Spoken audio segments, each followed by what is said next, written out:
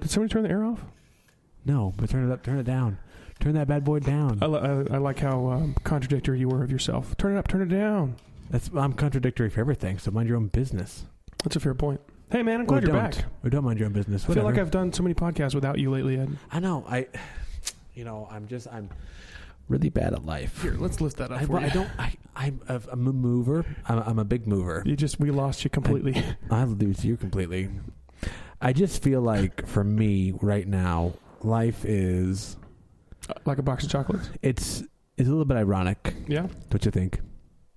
What? It's like... What's ironic? Your life? Or it's like a bowl box of soup. chocolates? Oh, a bowl of soup, yeah. And all you got is forks. Ooh. Nobody likes to eat soup with forks. It's Listen, like to rain all you listeners out there on your that wedding eat day. soup with forks, we don't need you here. You know who else ate soup with a fork? We don't want you here. You know who else did that? Who? Satan. It's in the Bible. The Lord saith, thou shalt it's in the... use spoons. What?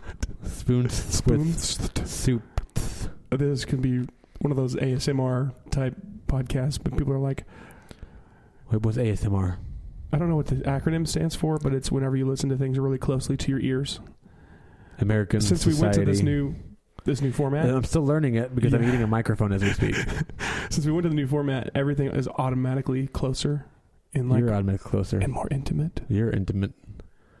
But, so ASMR, fact checker, told us it is autonomous sensory meridian response. It's a euphoric experience characterized by a static-like or tingling sensation on the skin that typically begins on the scalp and moves down the back of the neck and upper spine, precipitating relaxation. So it's basically like whenever someone comes behind you and tickles your neck and you go...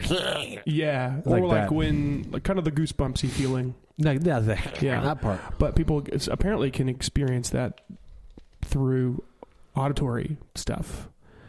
So when have you ever heard one I of get those? the goosebumps whenever I'm listening to like a good song. Like if I'm in the car. Yeah. And like, It's particularly moving. Yeah, something to get you. Like Friday. What? When Friday comes on. It's Friday. Oh, Gotta get down on Friday. I thought that was that Justin Bieber song. That's Rebecca Black. Know your stuff. Never say never. Nerdy, unqualified, and probably indistinguishable from rambling. Welcome to the A&D Show.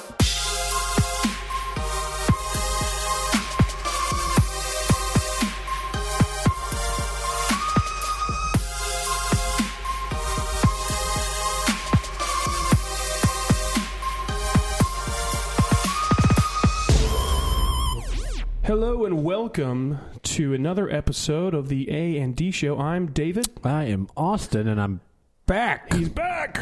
He's so back. He's all of the back. Great. It's good to be home. But he's not on anybody's back because we're sitting at a table. It's true. New setup. We do have a new setup. It feels like a real studio. Yeah, we've got some new microphones that we had from KS Marketing. We purchased some new booms, apertures, Yeah, sure. armatures. Things. That's a thing. And we're sitting at a cool table, and we're in a studio kind of thing. So this is new. This is all fresh. It's a great new experience. And we have another couple of pieces of information. We are officially on the socials.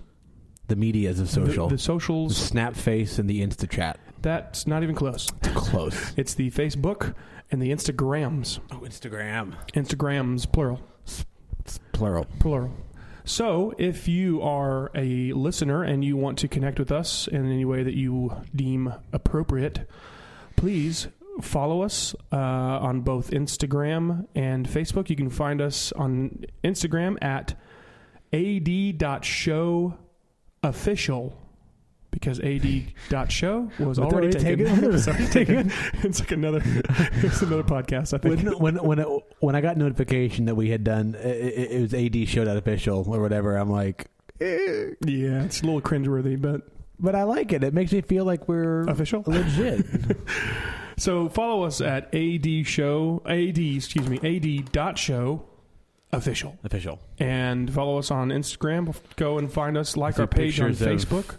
Us and doing our recordings and videos. Yeah. And one thing we're going to start trying to do is actually reaching out to our listening audience for topics and things that you, the listener, would like to hear.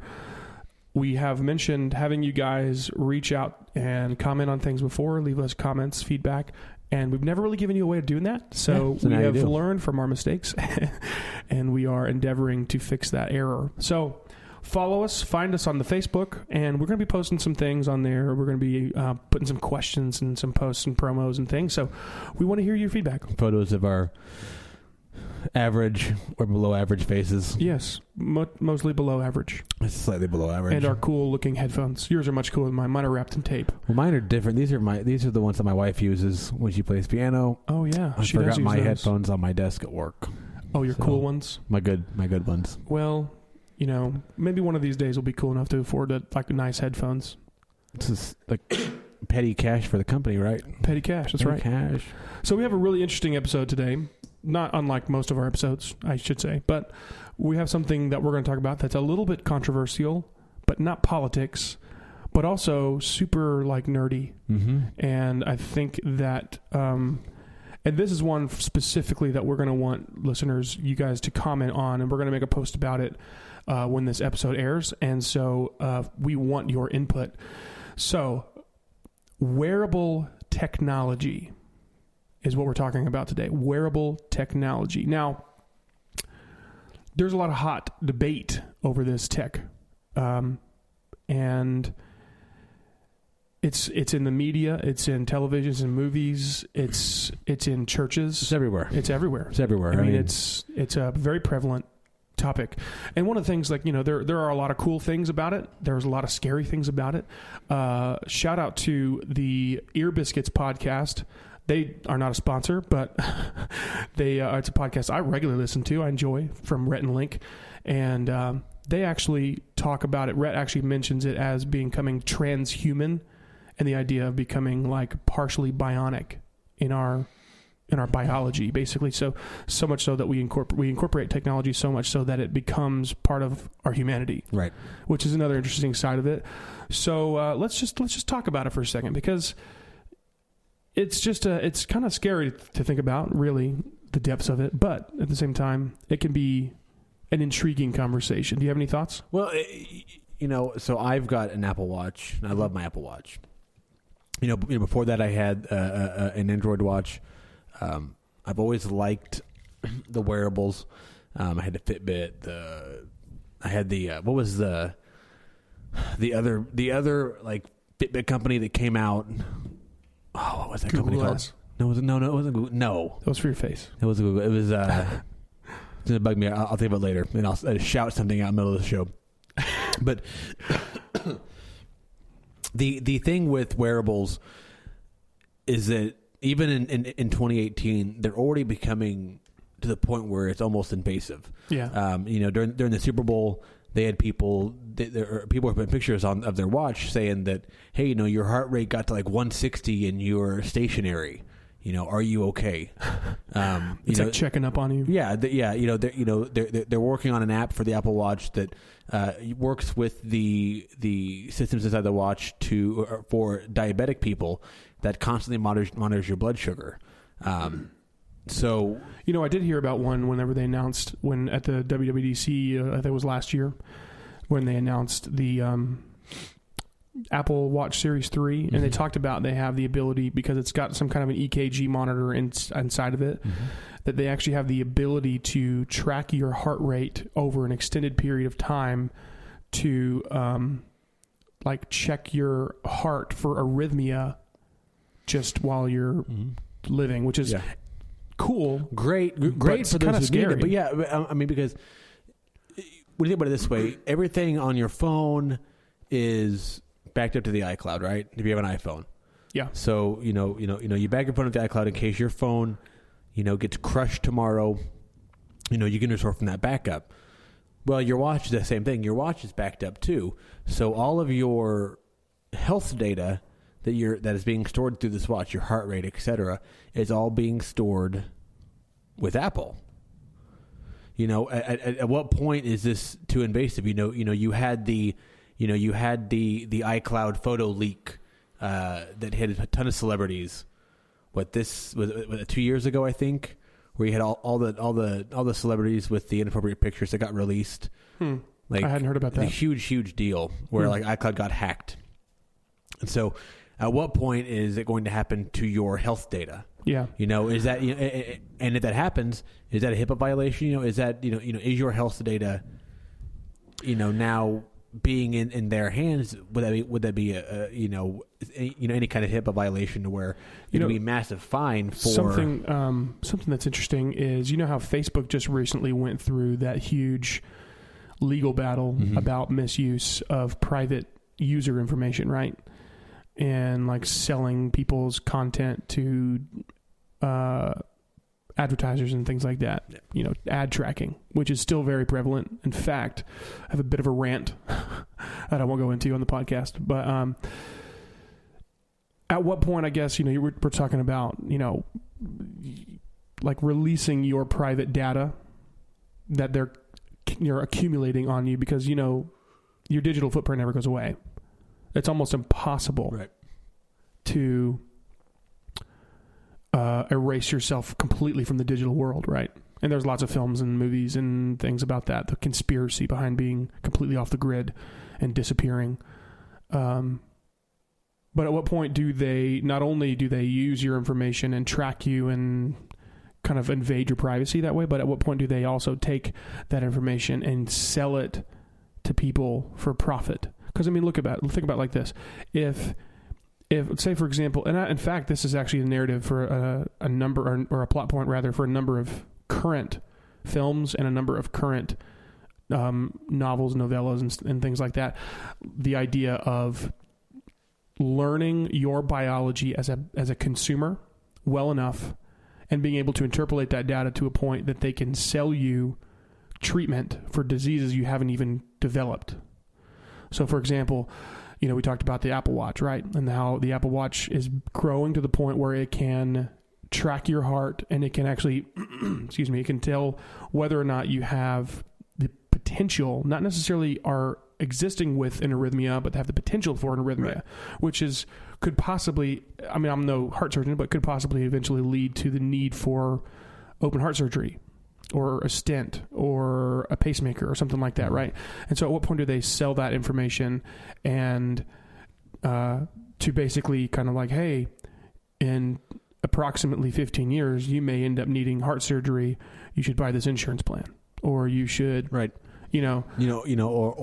it's become a situation where because of the things that these watches and wearables can do now, do people, companies like Apple work with health insurance companies say, listen, we track health, we give updates and reminders, say, hey, you need to go to the doctor.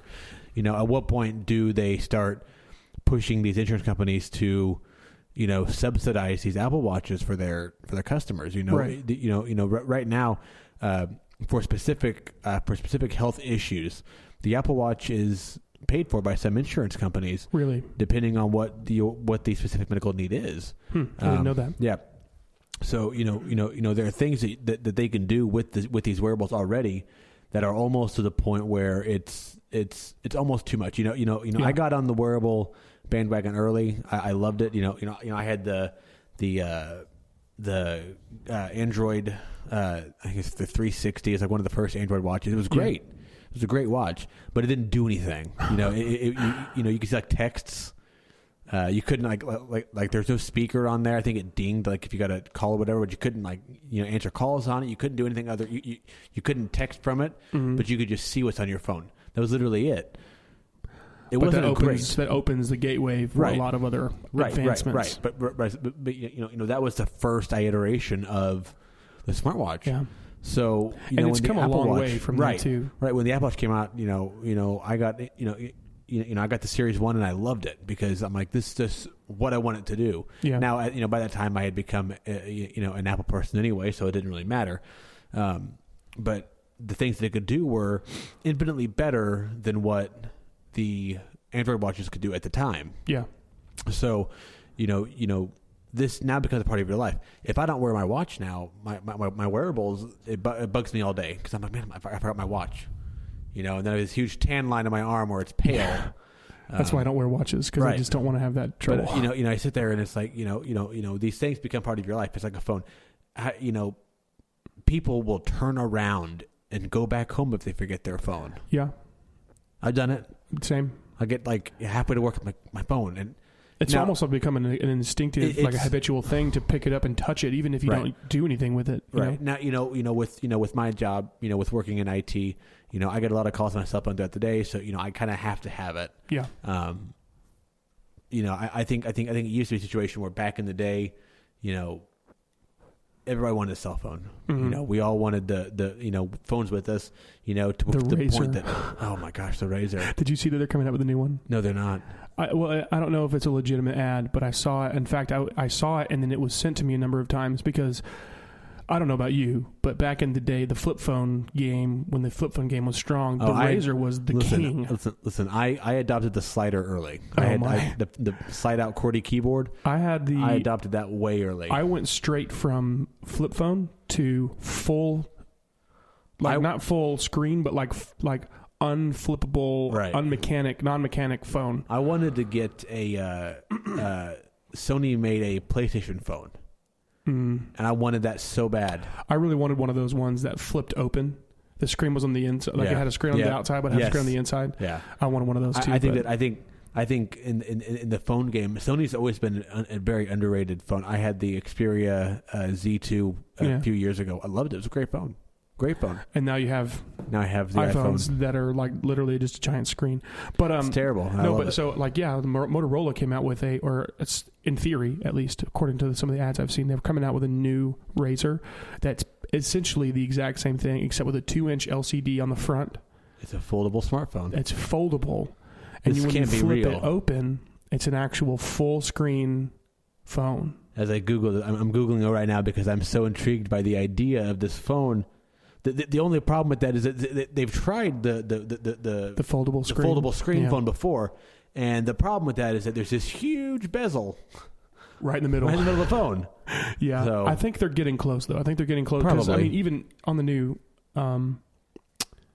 Apple phones, the screen, if you look at the actual diagrams, the screen actually does fold underneath itself on the edges. Mm-hmm. That's how they get that crisp, sharp edge to edge. Which is nice. But let's get back to wearables, because one thing that we can both agree on, I think that all of our listeners can agree on as well, is the fact that wearables have come a long way. I mean, you started out simply with something like an actual regular timekeeping watch, right, and then you go to one that's got a calculator. We all remember the calculator watch from the 90s, right? Cheat your way through math. Yeah, it was the best. And then you go from that, and then you got these. I think I remember the first wearable tech. I'm putting my air quotes. You can't see that on the podcast, but I'm putting my air quotes. Wearable tech. I guess I should put that on the tech. Anyway, the first wearable technology that I heard of outside of smartwatches, and I think it might have even predated smartwatches, were those bands those rubber bands that you wear on your wrist that are supposed to keep you from, help you keep your balance. Do you remember those? What? It was something like a. What are you talking about? It was something like one of those silicone wristbands, but it had something, I don't know what it was. There was some kind of thing. Fact checker looked that up for me, because there was some kind of a wristband that you could wear that was it was touted to help you maintain balance and make you impervious to being just pushed over. It was an athletic thing, the copper band. Is that what that was? I think Brett Favre sold those for some reason because Brett Favre. Hey, you watch your mouth. Am I even invoke close? That man's name in vain? Am I even close? The power band. The power band. Power balance band. What in the world? This is the first. And this thing looks like what a very Italian person from Jersey would wear.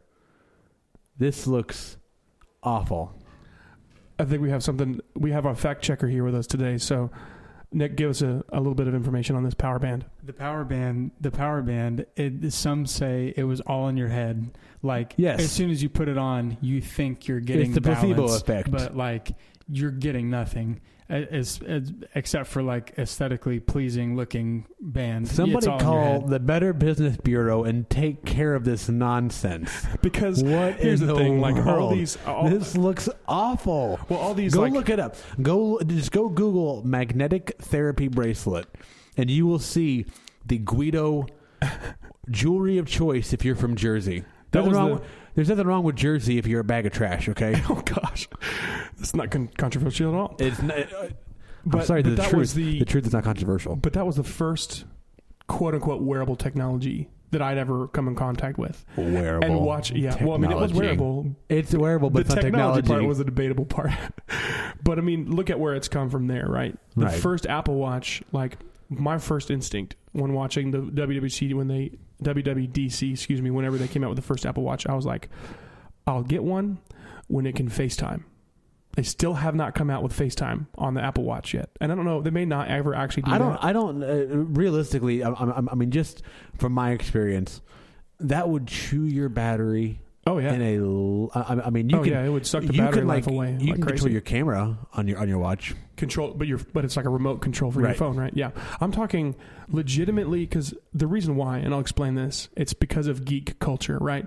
James Bond, in one of the classics, I think it was during the Sean Connery era, that he legitimately had a wristwatch that, or maybe it was Mission Impossible, one of those two. Mission Impossible had it too, I think.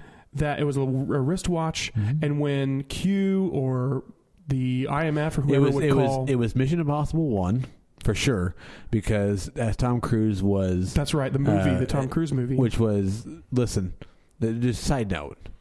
All right, If you say those are horrible... no, the Mission Impossible movies, all of them are phenomenal. Even 2 Okay, because I just are phenomenal. literally, my friend Corey, who was on the podcast last week, came over to my house for us to go on our Sasquatch hunt, and I was legitimately watching Mission Impossible 4, and I had literally bought all 5 of the existing films, and I was like, I was geeking out about it. I loved it so much. Yeah. I saw a picture of Javier Bardem today in Scepter, the Bond movie. So I'm gonna watch that tonight when I get home. There's so many of those, though. I just can't. Scepter's so good. Have you seen Scepter, right? Oh yeah, Okay. We're way off. But way yes. off topic. Anyway, it was Mission But Impossible yeah, 1. so basically, Tom Cruise the had it. idea was, I'm thinking to myself, I want a wearable. I want one of those, but I only want it if it can do what it does in James Bond, because that's what or Mission Impossible. That's what I want.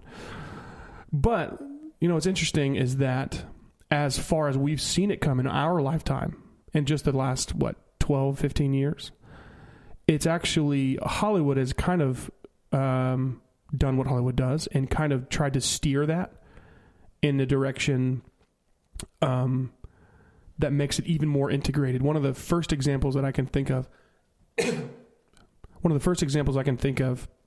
with wearable technology in the extreme with Hollywood is the not so great but not really that bad Total Recall reboot that they did back 2014. Ooh. I think it wasn't horrible, but it wasn't great. It wasn't as good as Arnold. It but wasn't good. I mean, I enjoyed it. It wasn't good. I'm just a sci-fi junkie, though. No, I just can't handle myself. I'm not. It wasn't a good movie. I didn't hate it, but I didn't love it. The only thing worse was the Judge Dredd remake. I actually really liked that one. What's wrong with you? I just like Carl Urban, though. Like, he's just a great actor. I don't. I just like him a lot. I prefer give me Stallone. No, Sylvester. And, but he Squirrely dude. What was that Squirrely guy's name? The comedy actor. I forgot what his name is. Jim Carrey. No, he was in all the. Rob Schneider was in that movie too. I forget Rob Schneider was in Judge Dredd with Stallone. This is an With important Stallone? fact. Yes. Okay, that is another reason why I don't want to see that movie. Listen, there are so You are many things about un-American. that. You are Because un-American. You're not supposed to see Judge Dredd's face. Like, that's a I am canon. the law. Right. You're never I'm the supposed to see law. it. But then Stallone's like, I don't want to be in a movie if they can't see my face. It's my best Stallone impression. No one's You're looking at welcome. Stallone's face anyway. I digress. Anyway, get back onto it. So in Total Recall, if you'll remember, they actually had wearable, it was actually embedded technology, which is really cool, where they embedded their cell phone pressure triggers and everything into their hands, right? It was pretty cool because you could literally just dial and then you just touch your ear and talk, and your finger becomes the earpiece and your palm becomes the mouthpiece. And then if you wanted to like FaceTime somebody, you could just put your hand on a piece of glass and the technology in your hand would actually use the glass as a screen. Pretty cool stuff. But you're Not practical. So you're holding out for technology 40 years in the future before you get wearables. Okay, is that what you're saying? Pretty much, yeah. Okay, well that seems like a long I mean, I time want to an wait. Apple Watch as much as the next guy, but Right. I just can't afford it. I'm too broke. They're I spend all my money on podcast, a little pricey. podcast stuff. I spend my money on child shoes. So So we know where Hollywood says it'll go, which is pretty much integrated transhumanist type, like integrating technology with humanity, right? Where do you think it'll go? me personally, Yeah, you personally. I think that you're going to get to a point where the technology gets, number one, it's going to get thinner. Okay, Yeah. So it get thinner, but it's going to get bigger. You see your phones now. People want that phone real estate. They want that big old screen. They want to be able to watch their movies like a home theater on their phone. I remember when I got my first Nokia, that blue and black Nokia cell phone that everybody in America had. Oh, the indestructible one that you can run over with the lawnmower. Yes. Yeah. So then from there, phones got as small as they could. I remember they would make jokes, like on Night of the Roxbury, the movie. They opened the cell phone. It was like super tiny. It was like, hello. Funny hello. story. They actually made a phone. LG made a phone that was almost that small. I kid you not. Listeners, you won't be able to see my hands, but it was literally about the size of a $50. Love it. That would flip open. Yeah. My mom had one. My Awesome. mom legitimately had it. And she was like, "Oh, it's so cute." And I'm like, "Mom, you can't even read the screen. Right. You can't even Right. push the buttons. Your And then- fingers are right. bigger than the whole screen." So it was tiny, tiny, tiny. And then I think, honestly, what changed the game was probably BlackBerry. Because BlackBerry had, the good size screen at the time with the keyboard. Right. And then I think whenever you had the first Android phone come out that was a full-on, all touch screen, like that just changed the game, I mean, Palm had their full touchscreen cell phones back in the day, but but they're Windows based, and they weren't what, it wasn't what the people wanted. Right. So, when you have the situation where phones are now getting bigger and bigger and bigger, I got the iPhone 10 because I wanted that full phone size. Yeah. I with a wanted the smaller right, footprint. exactly. I wanted the screen size of the Plus, but I didn't want that big Plus in my pocket. I wear tighter fitting jeans. Yeah, your skinny pants. Yeah, so when the phone won't fit in your pocket, so I had to get the smaller footprint. But I think that the smartwatches, where they're at now, I think that you could realistically see them getting, the big ones, the 42 millimeter Apple Watch. I could see 46 to 48 millimeter in the future. If not, maybe not this round, probably the next round. I would see that getting a little bit bigger. Okay. Now, granted, bigger screen means you have to have bigger battery, etc. Yeah. But they are make that getting work. batteries are getting thinner every day Right. too. So I mean, look at how thin just off the laptops. cuff. Well, look at how thin the iPhone 8 Plus, Right. and 10 are in comparison to what they were 10 years ago Right. when the iPhone originally came out. The It was original, heavy. yeah, it was. This thing was I heavy. mean, that joker was a half an inch thick. Yeah. It was a monster, right?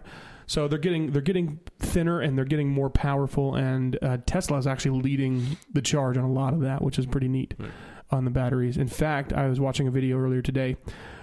Shout out to Tested by Adam Savage on YouTube. Not a sponsor, but an interesting channel if you like neat, nerdy, geeky things. He actually went to. You ever heard of One Wheel?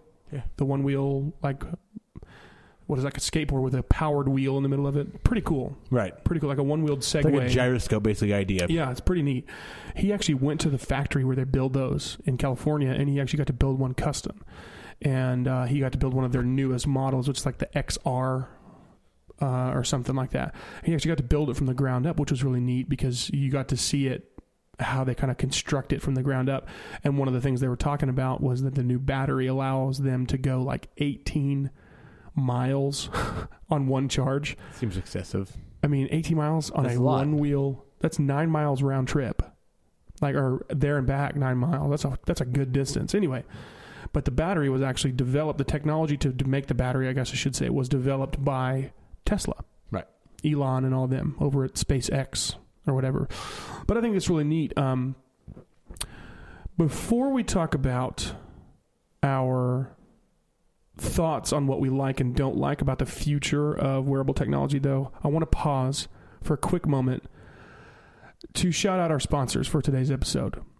So, the A&D show is sponsored in part by KS Marketing, our good friend Kenneth. In fact, he's in the studio with us today. You can't see him because he's behind the camera, and you can't hear him because he's not on a microphone.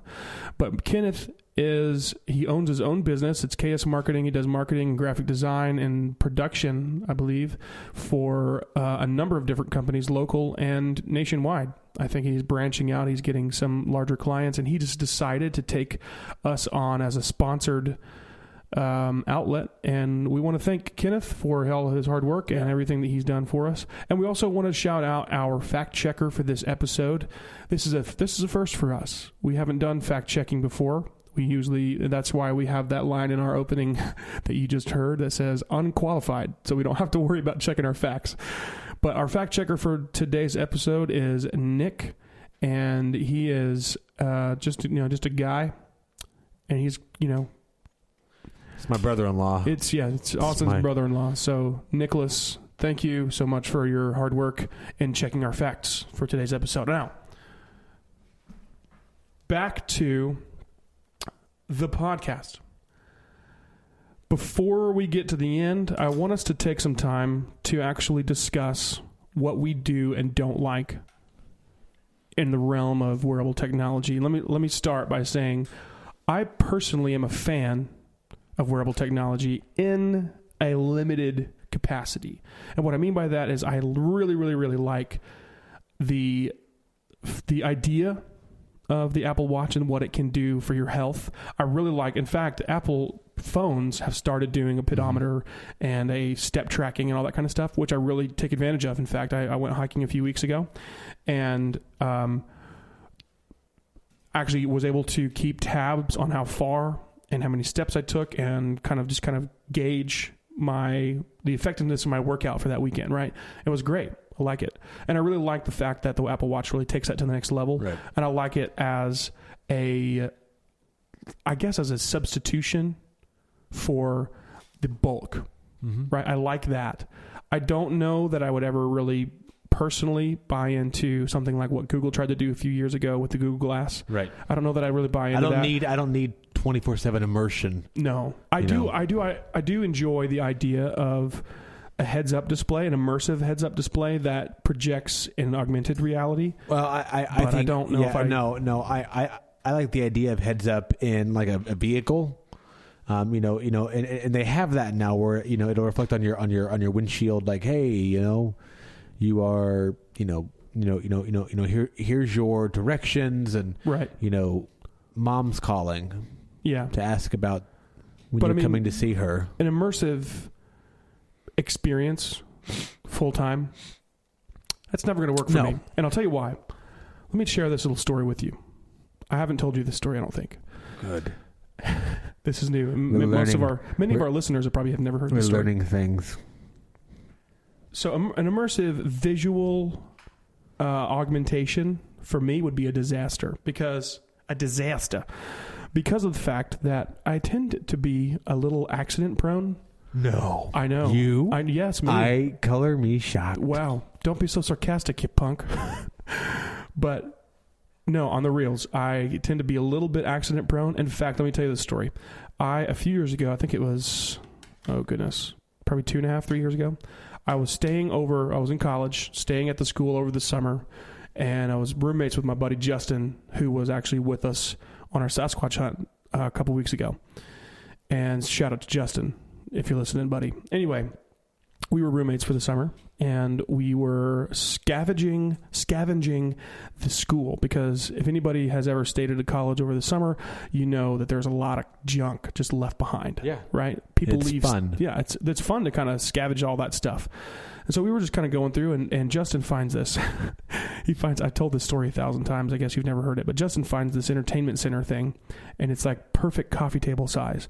And he wants to fit it inside of his room in this one particular corner that's wedged between two walls. So we take it back to his room, and it doesn't quite fit. It's like literally like just a fraction of an inch too wide on the top deck, it hangs over the side, so you could trim it and it would fit perfectly, right? And so I was like, bro, just get a little thing and just sand the edge of it down and just, wear it down a little bit. And he just gets this little buffer thing and it's not doing anything. I'm like, bro, just give me a box cutter knife. I'll fix you up. So he goes and he gets a box cutter knife and I'm sitting there. I'm literally in a seated position in a chair, and I'm pulling like an idiot, pulling the blade to me, and with my knees on either side of where the blade is at. So I'm already positioned for failure. And so I'm pulling the blade, and it's that press board stuff, and the blade gets hung and pops, drags my knuckles across the rough wood, and then smashes the blade into my knee. Ooh. A box cutter like the one we were using earlier. Yeah. And the blade goes into my knee, like a half an inch, 3/4 of an inch, into the flesh underneath. Comment on this if you just cringe with me saying flesh. Ew. But it sinks itself into the cartilage underneath, just underneath my kneecap. And I didn't realize it at the time. And I was like, I saw there was a little tiny hole in the knee of my pants, and I was like, bro, I think I just stabbed myself. I was like, I think I should probably should go check on this. He was like, yeah, man, that's probably a good idea. Because that's the way he sounds. That's the way he talks. I'm just kidding. No, like Justin. No, I love it. And so I get up and I walk down the hall, and it's about a 30-foot walk to the hallway to get the medic kit or whatever, to get bandages or whatever, because I'm like, I know I'm bleeding. It's just a fact of life at this point. Right. So I walk down the hall, and literally in the 30-foot drive, I didn't drive, the 30-foot walk down the hall, I could feel the blood like streaming down the front of my shin. And I get the medic kit. I sit down in the shower, pull my pant leg up, and legitimately there is a 1-inch wide river of blood running from just below my kneecap to my ankle, and it's pooling in my sock at my shoe. Oof. And it was rough. And I literally was like trying to sop all the blood up, and I was like, Justin! I was like, bro, I have never seen this much blood outside of my body that was not in a bag. This is freaking me out right now. And he's like, oh, you feeling okay? Are you getting lightheaded or anything? And I'm like, not really. I feel okay. And no sooner had I said that, literally, my hearing like literally went, ooh, and it just sounded like Justin was like, are you okay? But all I heard was, literally it sounded like he had his hand over his mouth. And then all of a sudden my eyes go tunnel vision. Oh, nice. And I see like a pinhole light at the end of a long tunnel, and I'm like, oh God. I was like, Justin, I'm going to pass out. And then I was gone. And he told me I literally immediately started snoring. Like, so apparently I was like, that's amazing. And I woke up like 40 seconds later to him pounding me against the wall. He had his hands on either one on each shoulder, and he was literally pounding me against the wall. And so that, ladies and gentlemen, is a reason why, and there's so much more to that story that I can't go into for time's sake, but that's the reason why augmented reality just don't work for me. Don't work for the Dave. No. It won't. It never will. Well, I don't like the idea of AR. Like my phone does AR. I've played with it. It's fun to play with. I don't think so. I think it's dumb. I honestly, I think it's dumb. I've played with it. I've sent you a few Snapchats that have little augmented things, and those are kind of fun. I've done like the hot dog on Snapchat, just for fun too. What was it, like a Brussels sprout that was dancing or something? Yeah. They kind of get a little weird. To me, I think that, wearable technology is going to get bigger and bigger, and it should. Mm-hmm. But I also think that people look at wearable technology and they see too much. Like, they think that, it's going to take over the world. Like, listen, like Skynet's not in your watch. Like, I assure you. Shout out to another film franchise that has been abused. We'll talk about that someday too. Yeah, we'll have to do a whole series on that one. We may end up having to do another episode on this because we haven't even covered half of really what we. Oh yeah, and we're running out of time. There's so much stuff, and we're running out of time. But yeah, I mean, I don't like the scary parts, which we haven't even really dove into. No, but I think that this needs to be a two-parter because I think there are things to cover in wearables, and I think that it's. Let's do this, listeners. We're going to leave it up to you. We're going to stop here, and we're going to let you comment on the post on our Instagram and on our Facebook. And you tell us some things about this. We're going to do another part of this episode, but we want to hear from you. We want to hear what you think we should talk about and deliberate on when it comes to wearable technology. Okay? So go to work, fans of the AD show or just bystanders that happen to get caught up listen to our show while you're at work, haze. Yeah. while you're driving. And let us know what you think. Let us know what you think about the show, but also let us know what you think about wearable technology. We want to hear your thoughts and input because, and now that we have the option for you to do that, we are excited to hear from you. Be nice, or don't, whatever. No, I'm be brutally honest. If this is a terrible show, please let me know.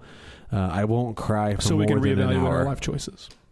But I think that maybe we might be at the end. I think so. I think that's all we have time for. So it's good to be back. I'm happy to be home. It's nice. Good to have you back. Welcome back. It's good to be here. What are we going to do for our ending? I think we just talk about how nice it was without me for a couple of days, where we talked about the Lord of the Rings. We talked about Sasquatch. Man, I wish you could have gone with us on that Sasquatch. I wasn't invited. We'll do because I have one. a wife and child, and apparently I don't rate with the cool kids anymore. Yeah, well, I don't. It's okay. One of these days you'll be a cool kid, or you'll have another kid and he'll become cool. Yeah, no, I'm well past the cool phase. I don't. You're in dad mode, full on dad mode. I have slippers, and they're amazingly comfortable. Slippers.